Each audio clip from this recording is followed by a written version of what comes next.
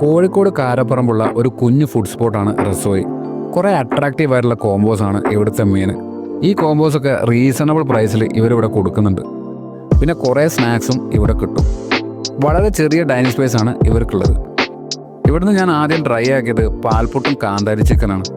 കാന്താരി ചിക്കൻ്റെ കറിയൊക്കെ അത്യാവശ്യം സ്പൈസി ആയിരുന്നു കേട്ടോ. പിന്നെ പുട്ടും കറിയിലെ ചിക്കനൊക്കെ നല്ല സോഫ്റ്റ് ആയിട്ടാണ് കിട്ടിയത്.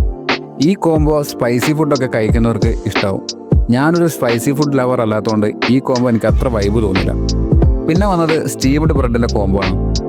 സ്റ്റീം കയറ്റി സോഫ്റ്റ് ആക്കിയ ഈ ബ്രെഡിൻ്റെ കൂടെ വന്നത് ഒരു കിടിലൻ ബീഫ് സ്റ്റൂ ആണ്. ബീഫൊക്കെ നല്ലോണം കുക്കായിട്ടുണ്ട്. ബ്രെഡിൻ്റെ കൂടെ ബീഫ് സ്റ്റൂ കൂട്ടി കഴിച്ചപ്പോൾ നേരത്തെ കിട്ടിയ കോംബോയുടെ ക്ഷീണങ്ങ് മാറിക്കിട്ടി.